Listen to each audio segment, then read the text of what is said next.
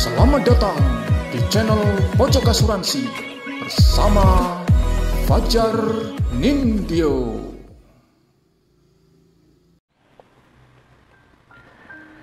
Assalamualaikum warahmatullahi wabarakatuh. Halo, apa kabar teman-teman pojok asuransi di seluruh Indonesia? Jumpa kembali dengan Pojok Asuransi Channel, yang pada kesempatan kali ini saya masih akan melanjutkan tentang proximate cost. Di dalam video sebelumnya sudah beberapa segmen saya sampaikan tentang proximate cost, definisi-definisinya, kemudian ada beberapa contoh. Namun guna melengkapi penjelasan yang sudah coba saya share ke teman-teman pojok asuransi, saya akan mencoba untuk melakukan apa yang sering disebut YouTuber itu sebagai reaction. Jadi kalau teman-teman pernah melihat beberapa video yang mungkin sedang viral ya, itu sering sekali kemudian diberikan reaksi oleh YouTuber yang lain menanggapi apa isi dari video tersebut, baik dari sisi positif maupun dari sisi negatifnya. Dan karena ini ada video juga yang di-upload ya, di kanal YouTube, saya akan coba juga untuk menerapkan hal yang sama. Kalau orang mungkin mereaksi video-video musik seperti Alip Ba Ta yang sangat terkenal ya, dia memang kemampuannya cukup luar biasa, yang kemudian menarik minat para musisi-musisi dunia untuk menanggapi video yang bersangkutan.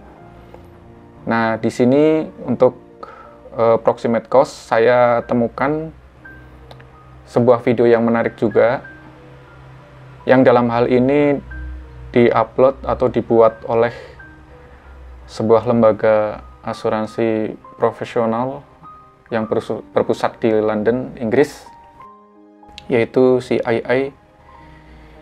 Teman-teman nanti bisa lihat juga langsung video tersebut di kanal YouTube-nya. Jadi di situ CII mengupload sebuah materi singkat tentang proximate cost. Coba kita lihat bersama-sama ya.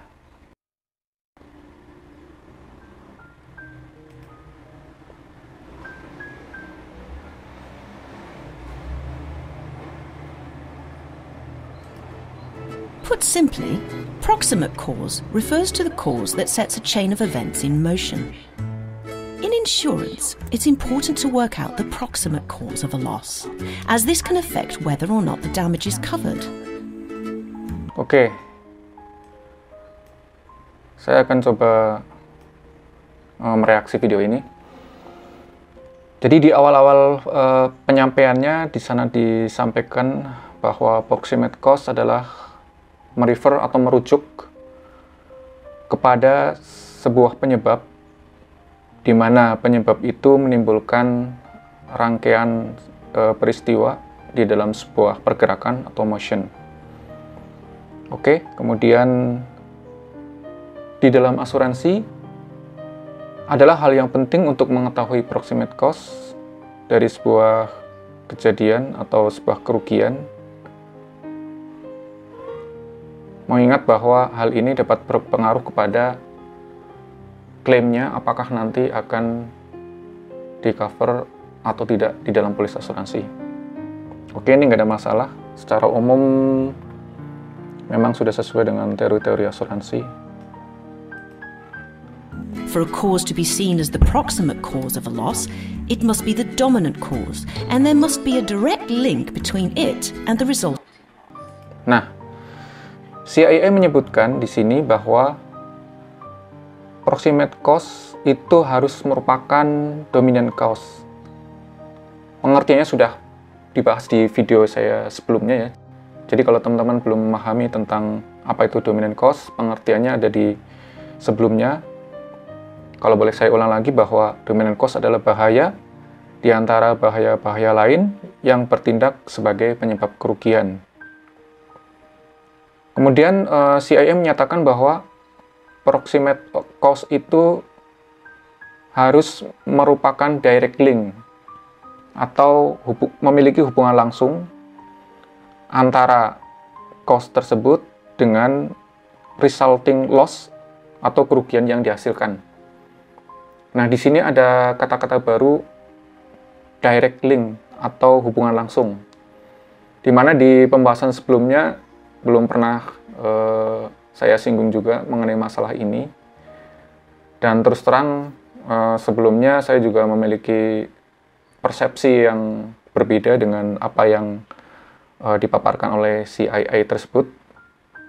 Dulu saya berpandangan bahwa direct link atau di dalam aplikasinya sering disebut sebagai direct cause, kemudian ada indirect link yang sering diasosiasikan juga sebagai indirect cause. Dulu saya berasumsi bahwa direct link atau dalam hal ini ada direct cause adalah penyebab langsung sesaat sebelum terjadinya sebuah kerugian atau loss. Jadi secara urutan waktu dia yang paling dekat. Itu saya dulu berpikirnya seperti itu. Tapi CIA kemudian menyampaikan, dan ini juga bisa meluruskan persepsi-persepsi kita sebelumnya, bahwa direct link itu tidak selalu diartikan sebagai penyebab yang terdekat atau immediate cause, tetapi dia bisa merupakan cause yang berada di paling awal ya dari rentetan tersebut. Selama tidak ada penyebab lain atau kausa yang lain dan tidak terputus, maka antara resulting loss-nya dengan bahaya yang di awal itu dapat dikatakan memiliki direct link atau hubungan langsung. CIA menyatakan demikian. You can imagine this as a row of dominoes. If the first domino is toppled and it knocks all the others over in turn, the first domino can be seen as the proximate cause and the last as the resulting loss. Oke. Nah, di sini CIA menyatakan bahwa di dalam sebuah contoh domino yang didirikan secara berderetan, kemudian domino yang pertama terguling, di sini disebut top. Kemudian akibat dari sentuhan pertama tadi menyebabkan domino yang berdiri di belakangnya mengalami hal yang sama, yaitu terguling dari awal sampai yang terakhir, semuanya terkena giliran ya. Di sini disebut the others over in turn. Kemudian dia bilang, the first domino can be seen as the proximate cause, and the last as the resulting loss. Jadi, dalam kondisi demikian, ketika domino yang pertama disentuh atau digulingkan, kemudian dia menggulingkan domino-domino yang lain di belakangnya sampai pada posisi yang terakhir, ya, maka di dalam hal ini dapat dikatakan bahwa domino yang pertama itu adalah bahaya awal yang dapat dikategorikan sebagai proximate cause, dan domino yang terakhir adalah posisi di mana terjadi sebuah kerugian atau loss. Oke, ini juga sudah sesuai dengan teori prinsip proximate cause. Sekarang coba kita lanjutkan kembali. However, a domino from the center of the row is pushed first. The first domino can no longer be seen as the proximate cause, as it is no longer responsible for the resulting loss. Nah, CIA memberikan contoh berikutnya, seandainya pada saat domino yang pertama sudah digulingkan, namun kemudian di tengah-tengah domino itu ada sumber lain yang menyebabkan dorongan itu kemudian menimpa pada suatu titik tertentu, maka domino yang pertama sampai kemudian sesaat sebelum domino yang di tengah itu didorong oleh penyebab lain, karena dia terputus maka dia tidak bisa disebut lagi sebagai proximate cause. Mengapa?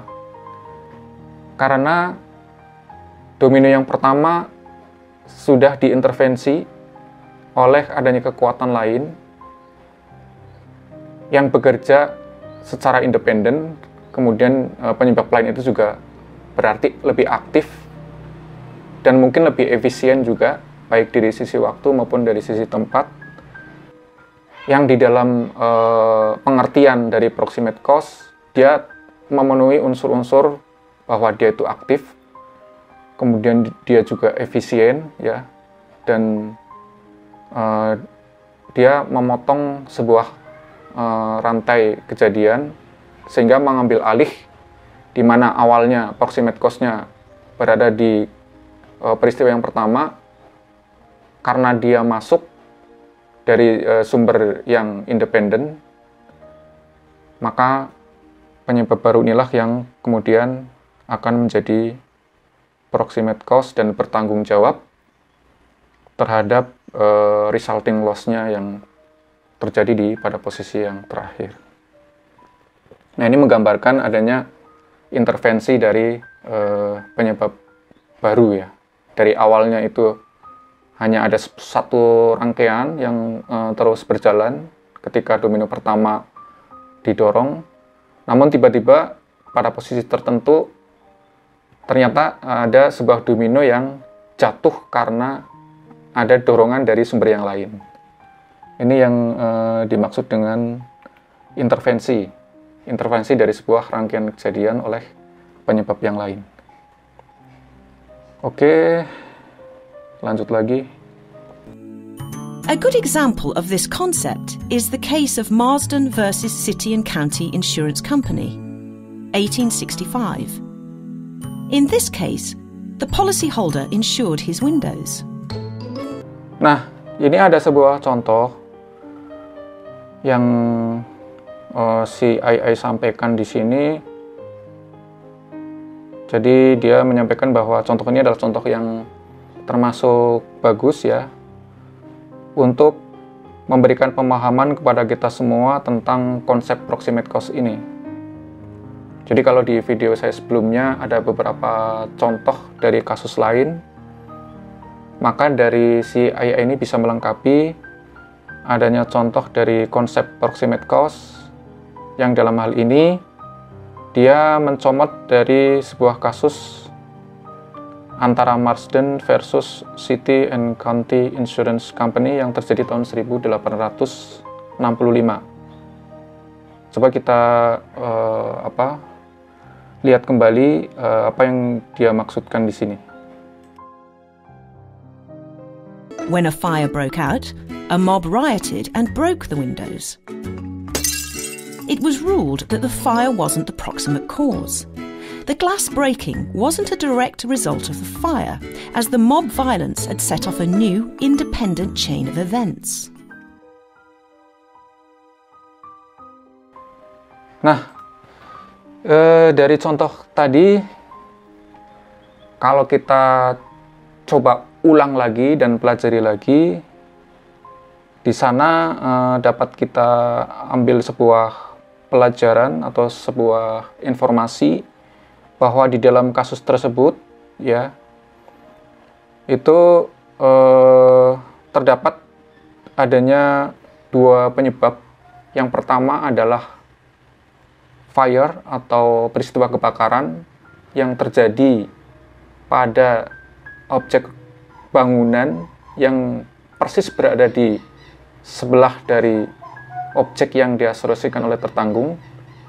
Kemudian yang kedua, ada sekumpulan massa yang berkumpul di dekat bangunan yang terbakar itu yang kebetulan juga posisinya berdampingan dengan bangunan yang diasuransikan oleh tertanggung. Nah, di sini disebutkan bahwa pemilik polis dari bangunan yang berada di sebelah dari bangunan yang terbakar itu mengasuransikan jendelanya. Jadi mungkin dia memiliki polis semacam glass insurance atau sejenisnya ya. Nah, pada suatu ketika ada peristiwa kebakaran yang terjadi di bangunan sebelahnya, di mana peristiwa kebakaran itu kemudian menyebabkan beberapa orang ya, sekumpulan orang itu mendekat di depan rumah yang mengalami kebakaran. Namun entah karena faktor apa, justru api yang berada di bangunan sebelahnya itu kemudian tidak menyambar langsung ke objek yang diasuransikan, tetapi yang kemudian terjadi adalah massa itu yang sedang berkumpul mengambil batu, kemudian melempar batu itu ke arah bangunan yang dimiliki oleh pemilik polis. Nah, karena di depan bangunan itu ada komponen berupa kaca ya, kaca dan mungkin jendela di situ. Kemudian kaca itu mengalami kerusakan atau di sini disebut broke out. Di dalam kasus ini dinyatakan bahwa meskipun pada saat awal terjadi sebuah kebakaran atau fire yang dapat diasumsikan di awalnya itu sebagai sebuah proximate cause, karena dari peristiwa itu kemudian menarik massa untuk datang, karena tentunya ada kepulan asap sehingga orang ingin melihat, oh di sana itu sedang ada peristiwa apa. Jadi peristiwa yang pertama ada kebakaran, kemudian kebakaran itu menarik minat massa untuk datang ke tempat tersebut. Ketika kerumunan massa itu sudah berada dalam jumlah banyak, entah karena faktor apa, tiba-tiba sekelompokan massa ini melemparkan batu ke bangunan yang di sebelahnya, yang notabene-nya adalah objek yang diasuransikan oleh si pemilik polis atau tertanggung dalam hal ini.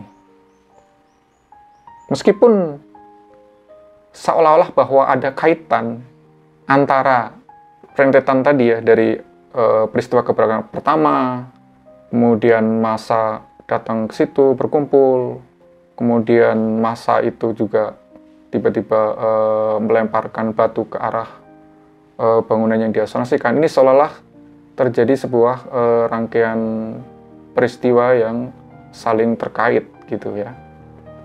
Namun setelah ditelusuri dan dianalisa lebih lanjut, tentunya karena ini sudah masuk ke ranah pengadilan, maka para hakim menyatakan bahwa ternyata peristiwa kebakaran itu tidak memiliki kaitan secara langsung dengan resulting loss, yaitu berupa bangunan yang rusak karena kacanya pecah dilempari oleh para massa tadi.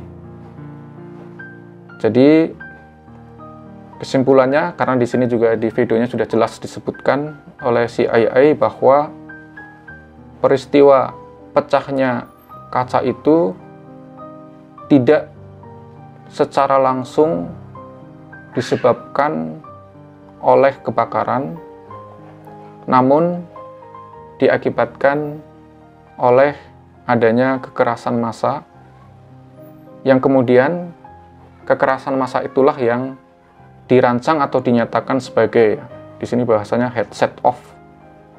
Kekerasan massa tersebut kemudian dirancang atau dinyatakan sebagai new independent chain of events. Jadi dia menjadi sebuah kekuatan baru dari sumber yang independen atau bebas atau berdiri sendiri yang memecah adanya peristiwa rangkaian kejadian tadi, sehingga dia mengambil alih peristiwa pertama yang awalnya itu tidak dinyatakan posisinya sebagai proximate cause. Namun di dalam kasus ini karena kumpulan massa itu merupakan sebuah sumber baru yang memotong atau memutus rangkaian kejadian, maka dinyatakan bahwa proximate cause atas pecahnya kaca dari tertanggung itu adalah karena kekerasan massa, bukan karena kebakaran. Nah, ini apabila polisnya ini menjamin kerugian atau kerusakan atas harta benda yang disebabkan oleh penyebab dari kekerasan atau riots dan sejenisnya, maka penanggung harus bertanggung jawab atau memiliki liability terhadap polis yang dimiliki oleh si tertanggung. Namun sebaliknya, apabila polis yang dimaksud mengcover bahaya kebakaran dan tidak mengcover bahaya riots, maka polisnya ini tidak bisa diproses lebih lanjut karena proximate cause-nya tidak dinyatakan sebagai operative clause atau tidak dijamin.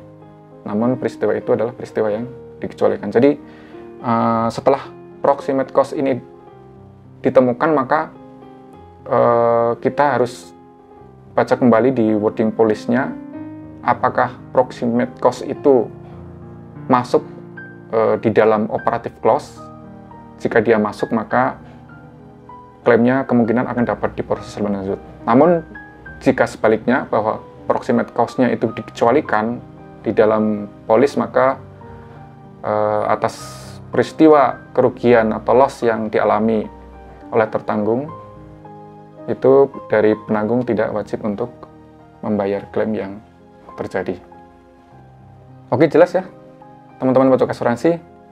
Dan ini memang contoh-contoh seperti ini akan membuat kita lebih paham lagi ya tentang apa itu proximate cause-nya. Dan kalau misalkan nanti ada sebuah kasus yang dialami oleh teman-teman pojok asuransi, kemungkinan bisa lebih